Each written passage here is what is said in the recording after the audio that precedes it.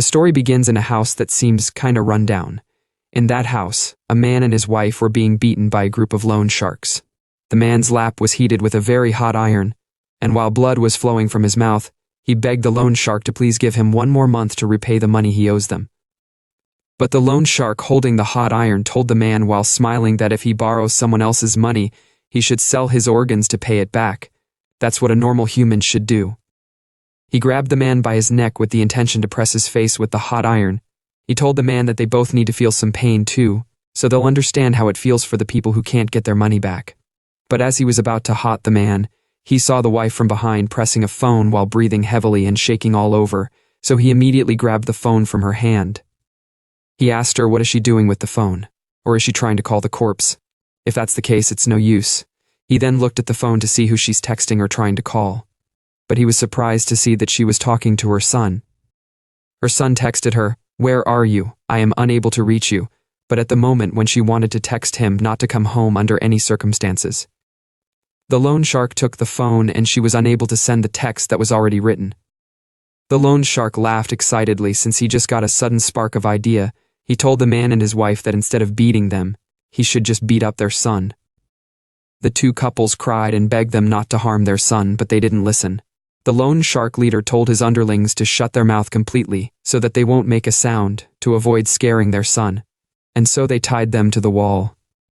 The loan shark noticed that their son has arrived, so he smiled with joy and excitement. Their son is a high school student and the protagonist of this story with the name Kang Sun-woo.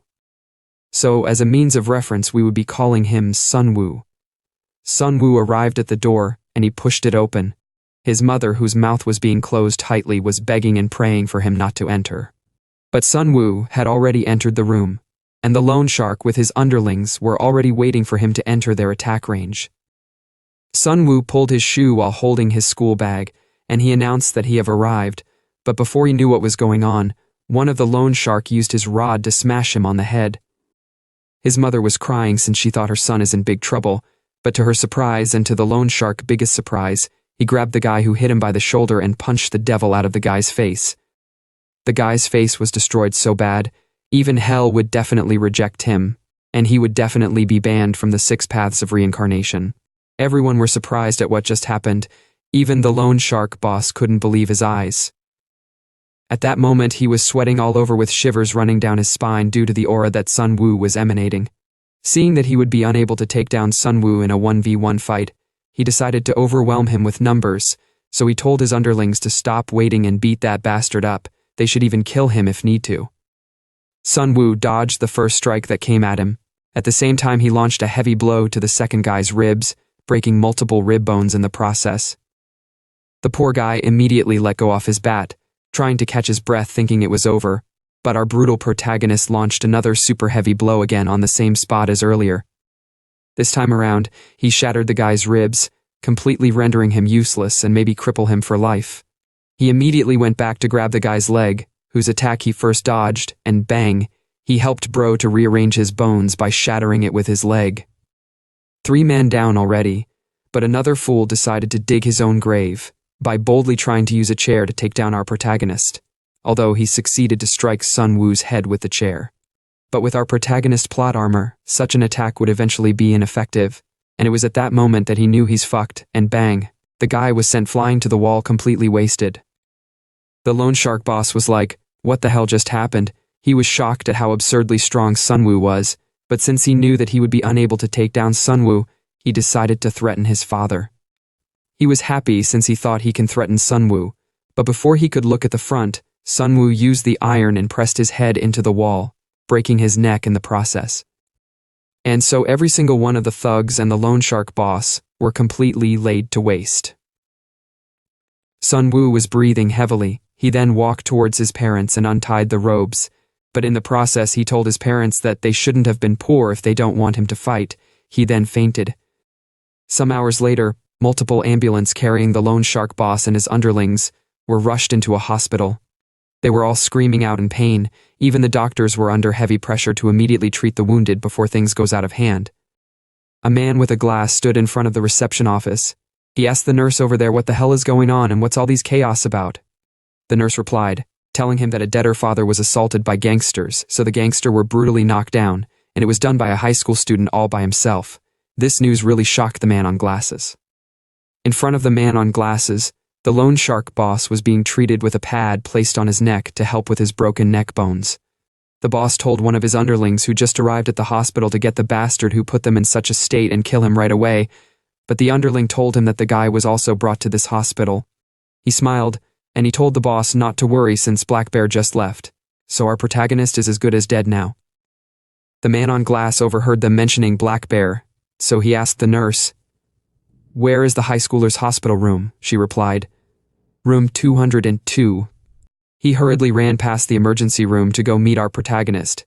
He said to himself while looking worried that, if it's the Black Bear in this area that he knew of, then he's definitely one of their top fighter candidates. So seeing him in action could help them verify how strong he really is. After running for a while, he arrived at the room where Sun Woo was hospitalized, but instead of going inside immediately, he stood to watch what is happening, although he felt sorry for Sun Woo.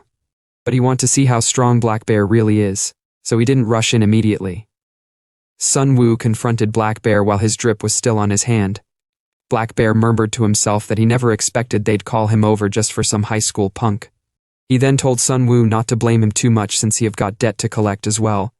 But he told Sun Woo that he's quite an interesting guy because he doesn't seem scared even after looking at him. So he decided to teach Sun Woo what real fear is. But Sun Woo refused to give him the time to land his hit, so he launched a quick yet fatal jab.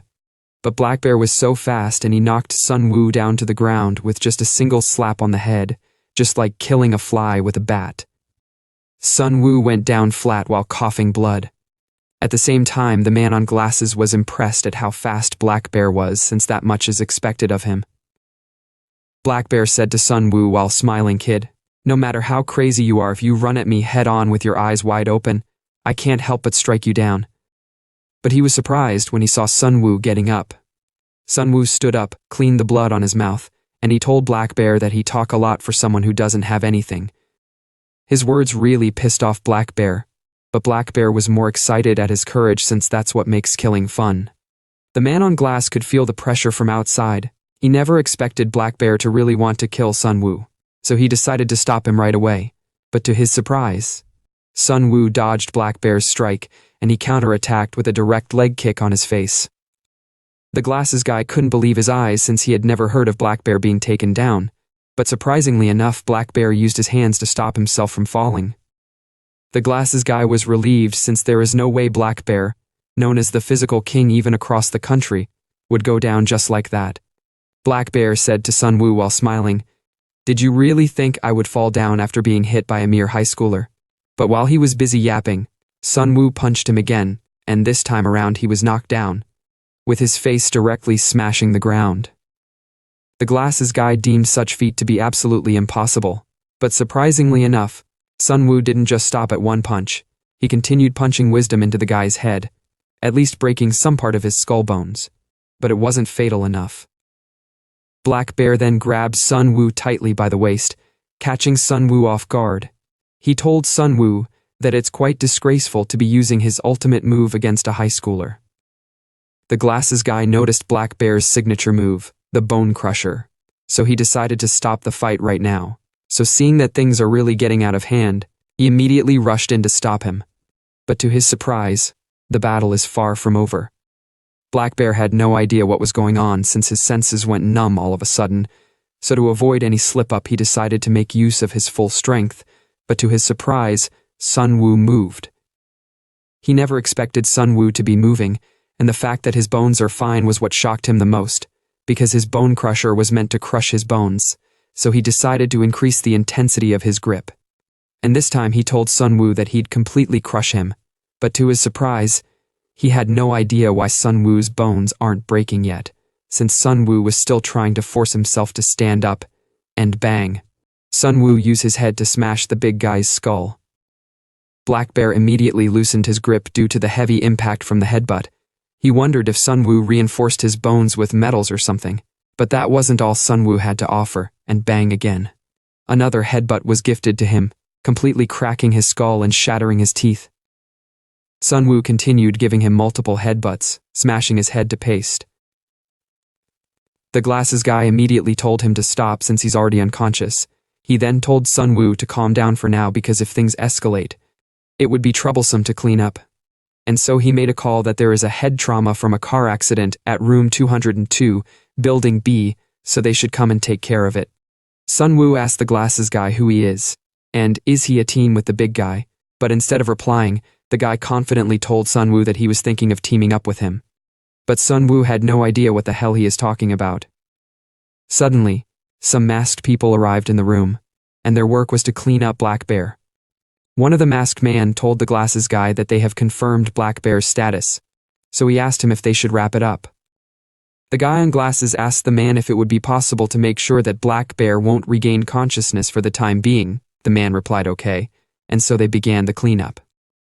Sun Woo, while looking weak, said to the glasses guy, "What the hell are you guys?" The glasses guy then gave him a business card, and he told Sun Woo that the contact on the card belongs to someone that can give him what he want. Sun Woo took the card, but he had no idea what it is about, so the glasses guy told him that all he have to do is fight for the one he serve, but Sun Woo squeezed the card and told him to get lost. He then threw the card into the bin, telling the guy that he's not interested in making money through fighting, and he have no idea what kind of scam he's trying to pull this time. He then walked out of the room. The guy didn't chase after him, but one thing he knew is that thoughts can change any time. Some minutes later, inside the men's toilet, Sun Woo was washing his face. He was like, damn. Even if my life is a mess, I wanted to at least fulfill my mom's wish of never getting into a fight. Suddenly, his father came in and he asked him, what is he doing here? And where does he think he is going in such condition? But Sun Woo angrily said to him, who do you think is responsible for this condition? Why did you do nothing and end up with a huge debt despite you being a boxing champion who even had offers? Or are you telling me that your champion pride is too great for a local boxing gym? I don't even know why you got kicked out of the national team, but is that worthless pride of yours more important than a weak and sick mom? His father was unable to reply. He then left the toilet. On his way, he told Sun Woo not to think about going anywhere, so he should just stay in the hospital. A minute after his father left, he suddenly felt dizzy, so he sat down on the ground since he almost fell. He had no idea what caused the sudden dizziness and headache, so he wondered if it was as a result of not sleeping enough lately, but he deemed that not to be the case. He said to himself that his head always hurts whenever he sees his dad since he hate him. He hate him for the fact that he's always bringing home less than a week's worth of living expenses while being plagued with injuries, and always bowing down to the parents of the bullies he fought with. He really don't want to rely on his dad for anything because he don't want to believe his dad thinks he has done everything he needed to do. But he feels like he's sinking into a pit because as a high schooler who can't even board a deep-sea fishing boat, changing his life is impossible and he can't even earn enough for daily expenses. Even while he was working hard trying to pay his daily expenses, his company delivering bike was destroyed since he refused to play with his school bullies, and thanks to those damn bullies. His debt to his dad just keep growing, and he can't leave home and abandon his mom. That's why his life is in a pit. But to his surprise, he woke up in the hospital's bed. He felt the sharp headache, so he wondered if he did pass out again, and he didn't even know when they moved him to a different room. He then brought out his phone to see how long he had been sleeping for. But his mood went to zero as soon as he saw a text from his dad, so he opened and read it. In the text, his father told him that he think it's finally time for him to tell Sun Woo everything tonight, but Sun Woo was like, what? What else has he been hiding? He then decided to check on his mom. He called his mom through his dad, so he asked how his mom is doing. But to his surprise, his dad told him not to go home since there are gangsters hiding there, so it's too dangerous. He told Sun Woo to stay in the hospital since he was the one who moved him to a different hospital room under different name, so he should be safe there, but Sun Woo panically asked him where his mom is. His dad told him that his mom is hiding near the police station in a motel, so he shouldn't worry about her, and since he can't stay on the phone for long, he told Sun Woo not to move around for the time being. And so he hung up the phone. After a moment of silence, Sun Woo blamed himself for all that's happening, because if only he hadn't messed with those gangsters, things wouldn't have gotten so bad, and so he decided to find his mom first. But as he was about running out, he received a call from his dad. He picked the call, but the person that was on the phone wasn't his dad. The person then asked Sun Woo if he is the son of Mr. Kang. Sun Woo replied, Yes, but who are you? The person then panically told Sun Woo that things is really bad since his dad fell and is unconscious. The situation was really bad since it seems like his dad fell down due to work accident, with multiple broken bones and ribs. Some hours later, at the intensive care unit, Sun Woo was looking at his father, who was heavily injured, hospitalized, and unconscious. The doctor in charge of his father's treatment told him that the surgery is very difficult. The surgery fees alone would exceed 100 million won, and after the surgery, there would be years of expensive treatment and rehabilitation costs. After hearing the news and cost of everything, Sun Woo broke down in tears since he had no idea what to do, nor where to start from to get such a huge amount of money for his dad's medical expenses. But he suddenly remembered throwing the red business card into the bin, so he hurriedly went out to go search for it in the previous room he was treated, and after running for some minutes, he arrived at room 202. But to his surprise, there was nothing in the bin since it seems like it's been disposed, so he broke down in tears, blaming himself for all that have happened. He apologized to his father while crying since there is nothing he can do. At that moment of grief, he said while crying that it would have been better if he had just died, but suddenly, the man on glasses arrived. And he asked Sun Woo if by any chance he's looking for the red business card, so he asked Sun Woo if he have changed his mind. Sun Woo immediately asked him how much can he offer. The guy replied while touching his glasses, at least 10 billion won if he win, and even if he don't win, as long as he gain popularity, he can earn a lot of money. So he asked Sun Woo if he's interested in working with them. At another scene inside an office, the guy on glasses gave Sun Woo contract to sign. He told Sun Woo to take his time reading it, and he should sign when he's ready. Sun Woo picked the documents. He saw fighting ward written on the contract, so he was curious as to what it was. The guy told him that it's a secret underground fighting tournament where fighters with monstrous physical abilities provided by various doping drugs from the hospital compete. Sun Woo was surprised to hear that they're doping, but he told the guy that he don't do that kind of stuff. But the guy still decided to show him the doping drugs. He told Sun Woo that it isn't just a simple doping drug. Depending on the type, it can even make an old man on the brink of death monstrously strong. Of course, doping is optional, not mandatory. Sun Woo was like, "Wait, who exactly are you?" The guy touched his glasses, and he apologized for the late introduction. He told Sun Woo that he is Kim Min-suk, a scout for a certain very important person who participates in the fighting ward. As a means of reference, we would be calling the guy Kim. Sun Woo had no idea what kind of scout he is, but Kim told him that the important thing right now is the doping, and not his identity. He told Sun Woo that there hasn't been a single fighter who has won without doping, but Sun Woo was still insistent on not doing doping. So Kim told him that he won't talk about doping anymore, since he would hear more about it once he entered the arena. Sun Woo was like, "This guy isn't listening to me at all, I am not interested in doping." Kim decided to tell Sun Woo how things work in the fighting ward. So he told Sun Woo that if he passed the tournament and make it into the top 20, he'd get to choose a sponsor. At that point, he can choose the very important person he represents as his sponsor, and run with them all the way to victory. It's that simple. Sun Woo told him that he get all the shit he's saying, so he should just give him the money since that's all he need. But Kim told him that what he is requesting for would be a problem, because he can only get paid through the tournament. Sun Woo was pissed. He angrily lashed out and he was like, "Are you kidding me right now? Then why should I even work with you if I can't receive a payment as an assurance?" But Kim told him to calm down. He said to Sun Woo, "You need money for your parents' surgery and to keep them safe, right?" Sun Woo surprisingly asked him how he knew about that, but Kim didn't reply. Rather, he told Sun Woo that as long as he fight for his boss, they'll take care of his parents' safety, their surgery and treatment costs, and even keep the debt collectors at bay. Sun Woo was moved by his words, so he said to Kim, "How can I trust you?" But while talking, he suddenly received a call from his mom. He picked the call and immediately asked her if something is wrong.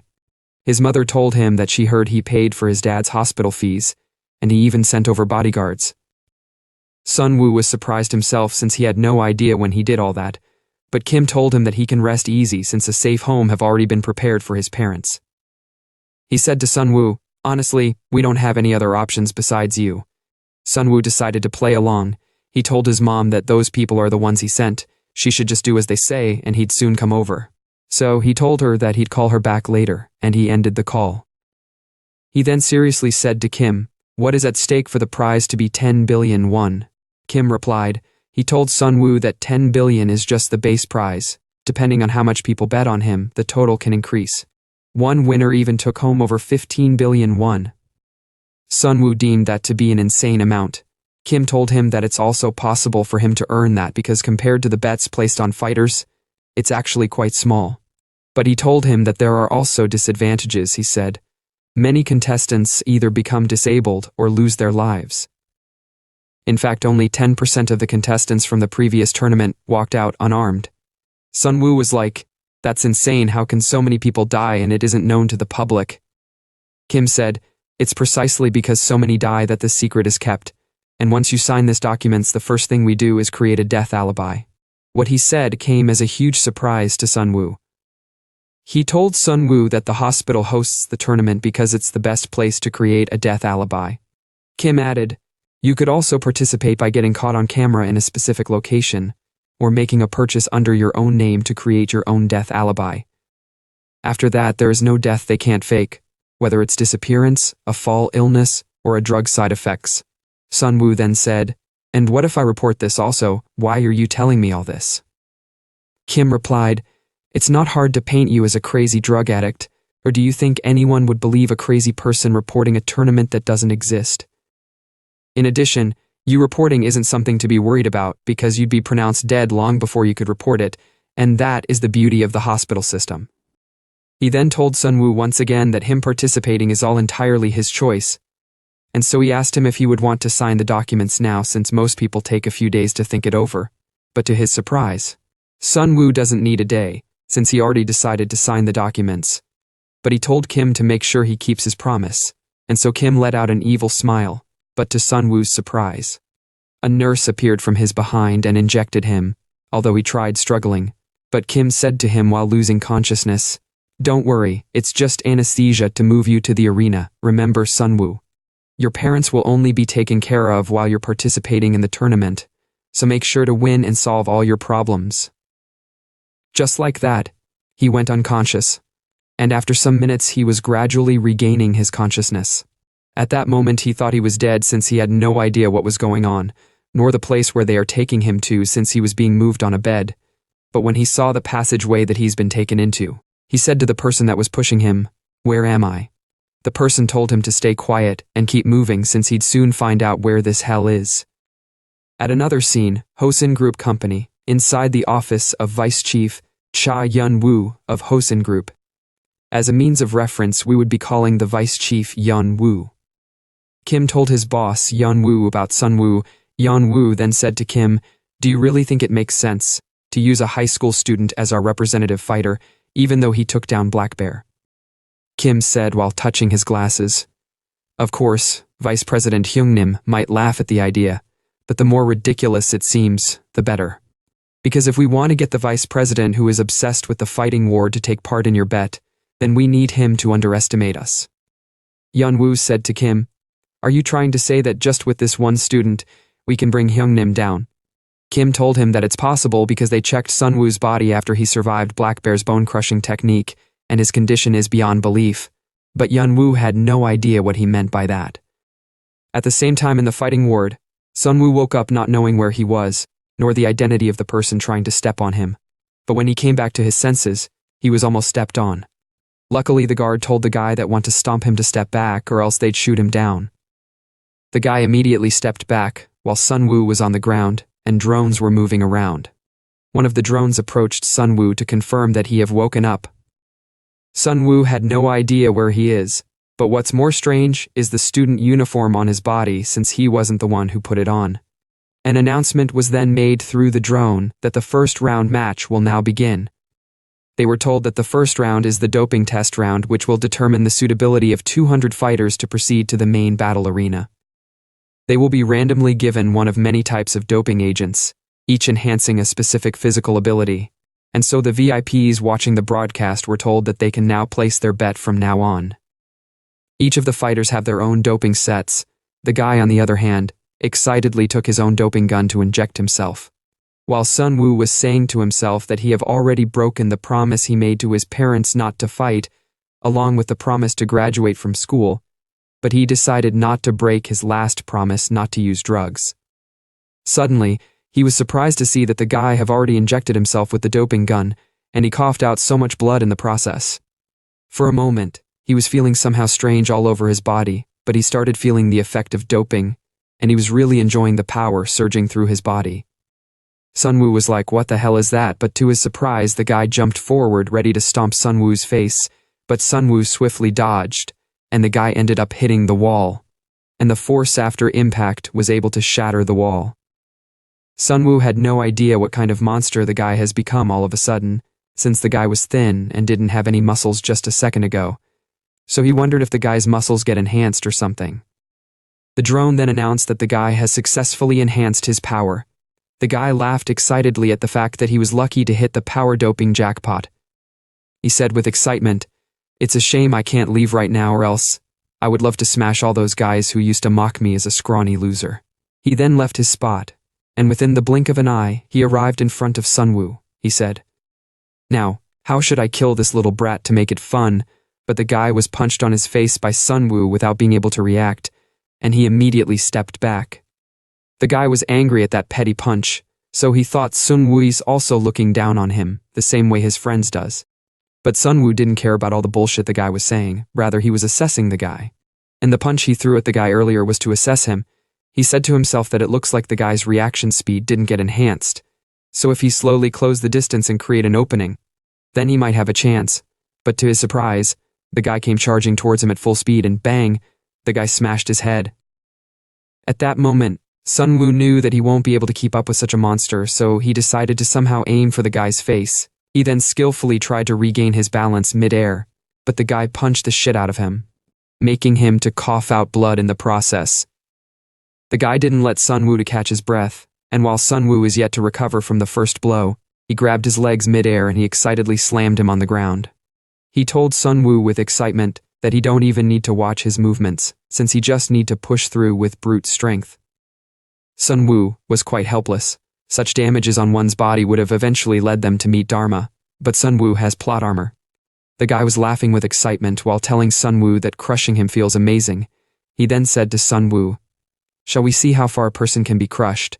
The guy then jumped up with the aim to obliterate Sunwoo. While he was mid-air, he said excitedly, "Tell all those bastards who look down on me to come out because now I am king," and bang, the guy landed on Sunwoo's chest. He freakishly told Sunwoo that the best part of crushing someone is definitely the ribs. Going back some hours ago back at Yeonwoo's office, Kim told Yeonwoo that they examined Sunwoo's body after surviving Black Bear's bone-crushing attack, and what they found was unbelievable. They found out that Sunwoo's bone density is over 10 times that of normal person. That is to say, Sunwoo's bone density is not that of a human, which means that normal attacks would be unable to harm Sunwoo, and so while the guy was busy enjoying stepping on Sunwoo, Sunwoo grabbed his leg, and he skillfully escaped the guy's clutch. The guy tried to grab Sunwoo's leg since it was wide open in air, but Sunwoo swiftly changed his leg position and he immediately distanced himself. The guy was surprised at how Sunwoo is still fine without doping, but he refused to accept his weakness. Rather, he deemed it as a result of his body not fully adjusting to the doping sensation yet. At the same time, Sunwoo said to himself that the monster has definitely slowed down, and he's sure that his stamina hasn't been enhanced either, so as long as he avoid getting grabbed, he can aim for the guy's face. But in order to achieve that, he'd have to go for quick punches rather than relying on power. He then moved towards the guy. The guy was happy that Sunwoo was coming towards him, so he decided to land a fatal strike with his hand, but Sunwoo swiftly dodged it, and bang, he landed a quick left jab on the guy's face. The guy immediately tried to counterattack with his left hand, but Sunwoo dodged and bang again, he landed a swift right jab with increased damage. The guy lost balance there for a moment. But Sunwoo didn't give him time to catch his breath by continuously launching multiple jabs until the guy seems like he was about to lose consciousness. Sunwoo, who saw this golden opportunity, decided to end the fight by landing just one big blow, and as he was about to land that big hit, the guy regained his consciousness, and he grabbed Sunwoo's hands while smiling, as if he has been waiting for this moment. He mockingly said to Sunwoo, "I have finally got you. You were so excited not even realizing that I let you hit me on purpose." But Sunwoo said to him, "What made you think that I didn't let you grab me on purpose?" He then asked the guy if he knows why kangaroos hold their opponent's arms before landing a big hit, and bang. Before the guy could realize what was going on, Sun Woo performed an insane acrobatics, fatally injuring the guy with a heavy leg strike, immediately sending the guy to the ground. This time around, the guy had no idea what was happening. Since he was unable to lift his body, he angrily lashed out, and he was like, "Damn it, why is my body like this?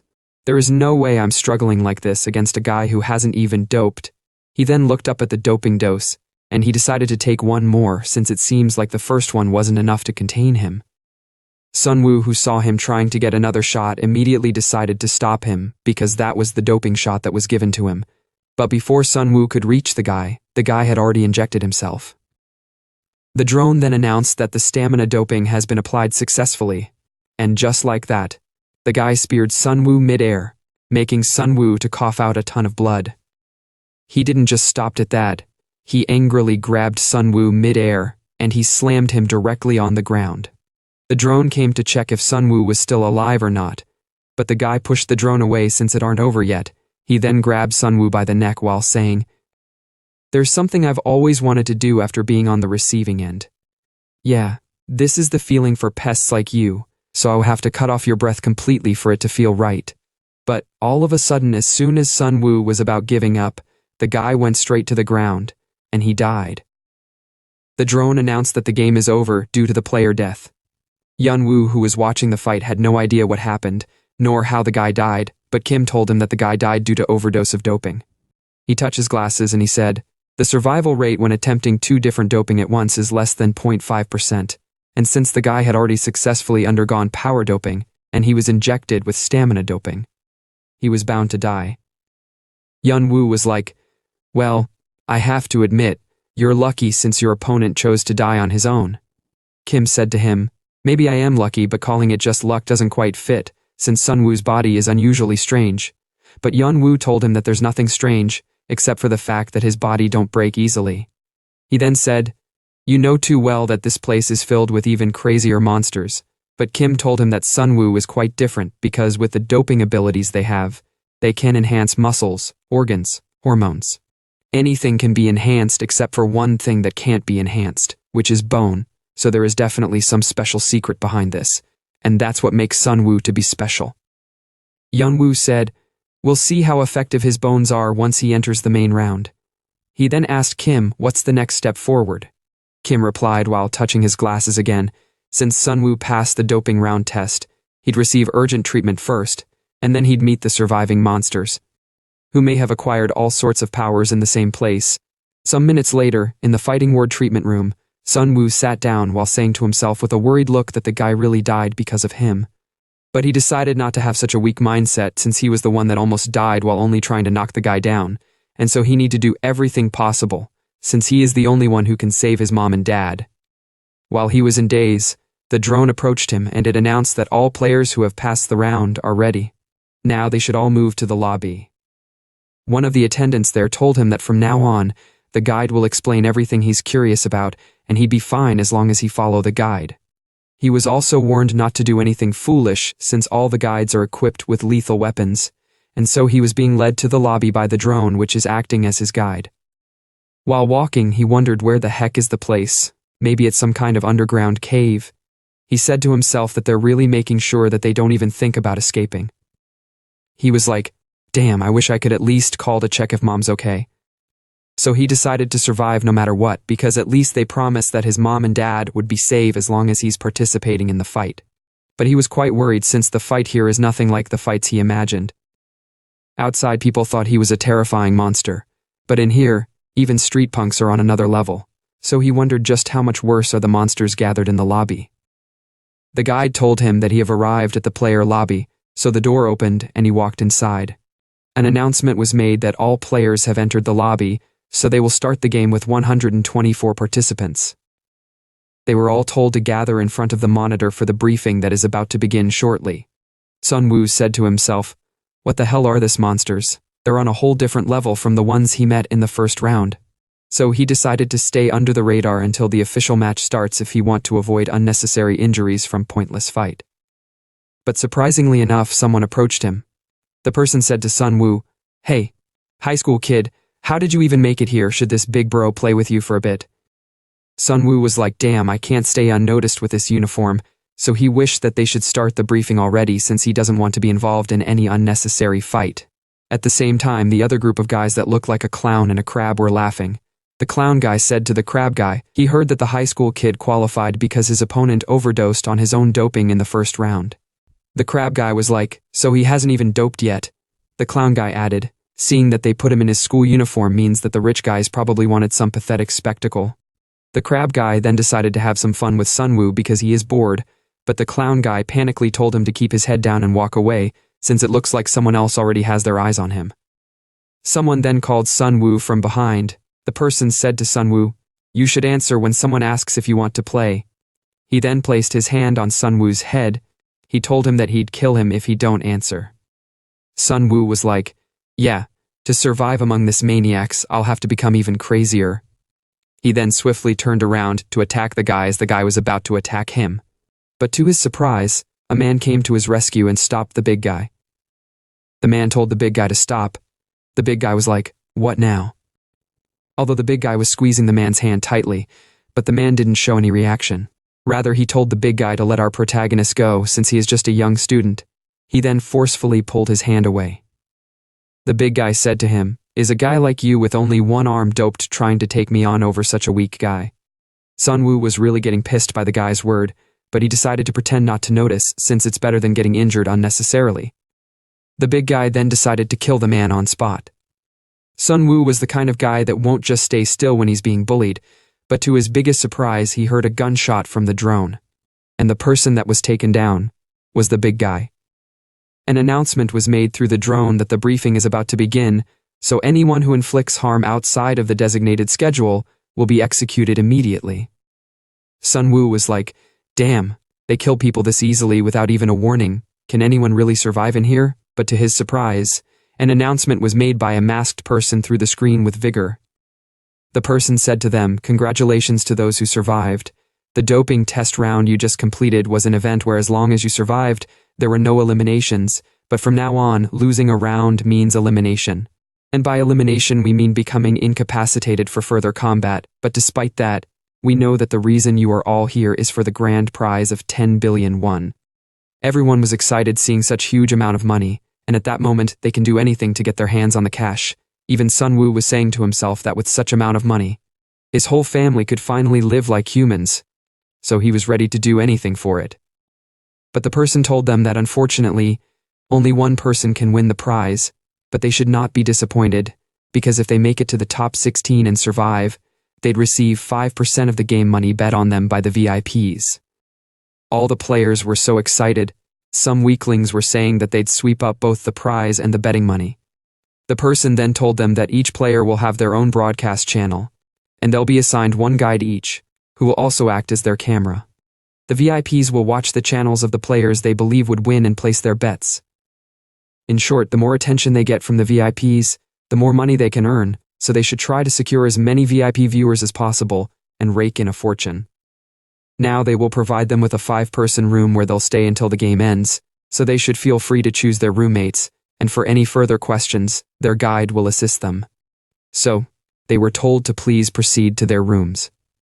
The clown guy was saying to the crab guy that to catch the attentions of the VIPs, he need to be with the strong ones and pull off some big moves. The crab guy said, if I room with kids like that high schooler, I might not make a single penny. At the same time, Sunwoo was like, damn, even finding a room won't be easy. But the man who saved him earlier told him not to worry too much, since he'd make sure nothing happens to him until the official match begins. Sunwoo didn't reply. Rather, he noticed the man's hand that was shaking due to the grip from the big guy that got shot earlier. Suddenly someone passed by him, but it seems like he knows who that person is. Maybe it's someone famous. The man said to Sunwoo, looks like there's a room over there that's free of competition, so let's go check it out. Sunwoo suspiciously said to himself that the man got injured because of him, and now he wants to room with him that everyone else is avoiding.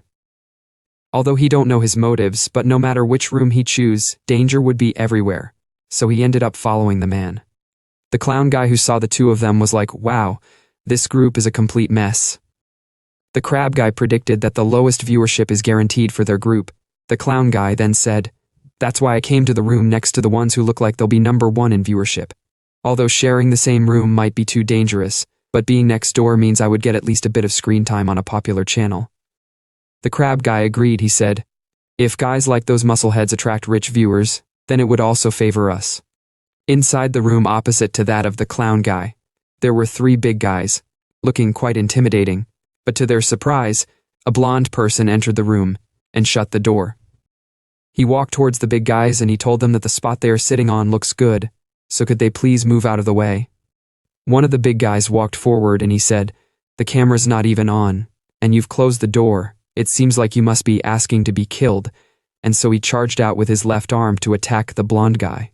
But the blonde guy used his 2 fingers, and bang, he struck the guy at the weakest part of his neck, knocking him down within seconds, and the spot he was attacked on was twisted completely. The other big guys were in shock. The blonde guy then asked them if anyone else want to greet him, but they were unable to reply due to fear. The blonde guy said to them, "Good. It's better to stay quiet like that since the person I want to greet is someone else." The blonde guy is named Han Min-soo, age 19, Kali Arnis. As a means of reference, we would be calling the blonde guy Min-soo. Some hours later, on a bridge, inside a car, Kim told Yeon-woo that there's information that the first vice president will team up with Choi Ma-chun, the previous tournament champion again. Yeon-woo was like, "Damn, of course he's gonna use him, and there is no one that can win him unlike me whose alternative is just a high schooler." Kim said to him, if Sun-woo can make it to the top 16, he'd be able to undergo the second doping round. There's a high chance he'd achieve the highest level of enhancement with his body, since his bones are already 10 times stronger than a regular person. And if he succeeds with additional doping, they could see the birth of a record-breaking monster, but Yeon-woo told him that for them to see that happen, they'd first need to keep him on their side, since he's worried other VIPs might try to snatch him away. But Kim said to him, "I don't think we need to worry about that for now, because the members of the 5-person room that Sun-woo entered are the 5 fighters with the lowest viewership ratings from the doping test round." Back at the fighting ward, Sun-woo entered his room with the man. The man worriedly told him that it won't be easy to gain viewership because the audience would flock to fighters they think will win.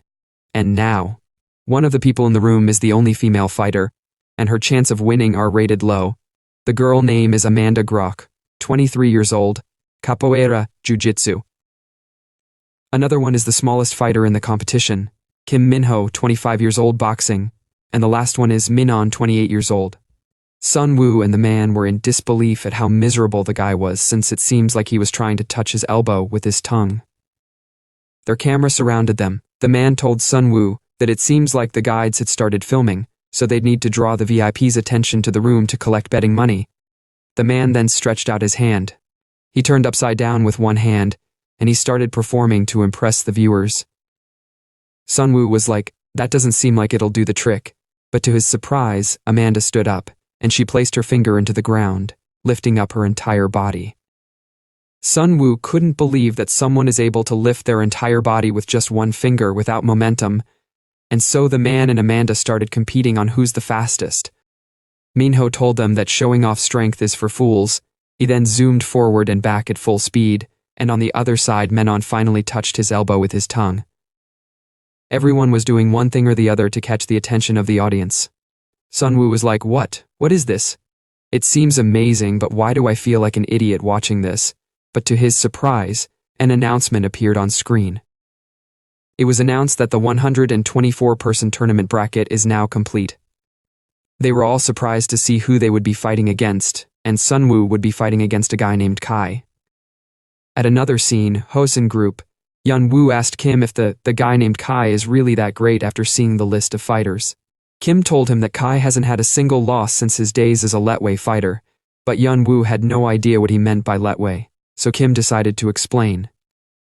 Kim said, "It's a Burmese martial art, similar to Muay Thai in many aspects. However, there are some differences that makes it even more brutal and cause more injuries." Yeon-woo was like, "Isn't Muay Thai already one of the few dangerous sports that allow elbow and knee strikes?" But Kim told him that Letway allows even more than that. Not only do they fight without gloves, but headbutts are also allowed. So if someone strikes their opponent's face or head with their forehead, which is one of the strongest bones in the body, it can cause fatal injuries. That's why it's banned in most fighting tournaments, but the truly dangerous aspect of Letway lies elsewhere, which includes the permitted use of attacks to the back of the head and the spine. So Kai has likely had the most real combat experience among all the participants in the fighting ward, and even after his professional career, he was scouted by an organization and continues to fight for them. He was scouted since it seems like fighting in the ring wasn't enough to satisfy him, so he started seeking out infamous street fighters for battles, which caught the attention of the organization he is working with. Yun-woo then asked Kim if Sun-woo can really go up against someone like him, but Kim doesn't know either since he's also curious to find out. He touched his glasses and he said, "So far Sun-woo has only fought debt collectors, and someone like Black Bear who never formally trained in martial arts." Back to the fighting wards. In the 5-person room, Sun-woo woke up from his box feeling relieved, wondering how long he had been asleep, but he noticed that his body felt so light. It wasn't just the feeling of lightness. He had had this feeling before when he woke up after fighting Black Bear. He had the same feeling, which is that he have gotten stronger. The man woke up. He told Sun-woo that there is no need to be surprised because it's only natural for muscles to become stronger than before when they are pushed to the limit and recover without permanent damage, he said. "It seems like you've probably never pushed yourself to the limit like that before." Sun-woo said to himself with a surprised expression that the man is right, since he was already fighting to the limit when he fought Black Bear, not even knowing how he did it. The man said to him, "Muscles aside, your recovery seems unusually fast. Maybe you got hit with some kind of recovery doping." Sun-woo told the man he had been curious since yesterday about something. Why did he risk getting injured to help him? The man replied with a pale face, saying that Sun-woo reminds him of his son. He was sad because if he had been a better father, his boy wouldn't have gotten into so much debt with loan sharks, so he's here to fix things by paying off the debt first. But when he saw Sun-woo alone, he couldn't help but think of the son he neglected and ruined, so he just couldn't stand by and do nothing. But Sun-woo told him to stop wasting his time. He should just survive and take care of his real son because if he was to die, none of that would matter. Although the man was moved by his words, but he still doesn't care, and he's willing to help Sun-woo anytime. But to their surprise, Menon was angry at the fact that he isn't in the main arena. He was like, "Damn it, I'm the guy who can touch his elbow with his tongue, so why wasn't I chosen?"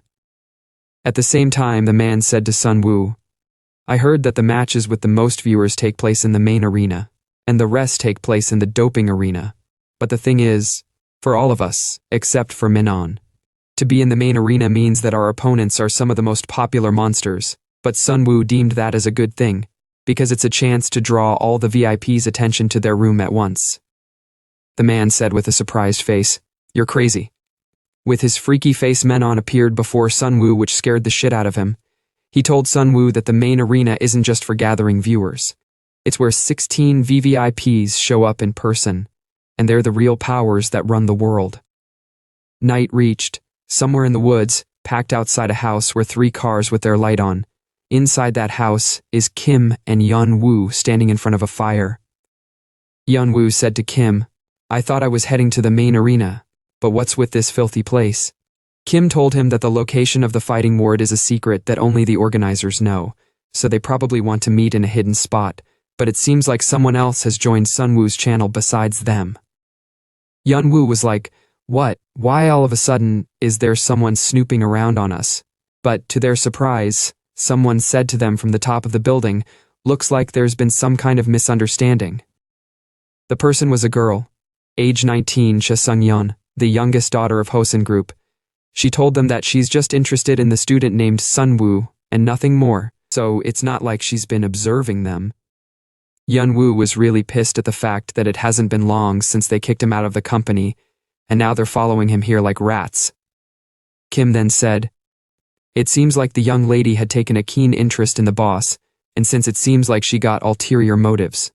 Yun-woo told her that it's best she just quietly leave since whatever she's plotting won't work, but to their surprise, a drone and a car came to pick them up, guiding them to the fighting ward's main arena.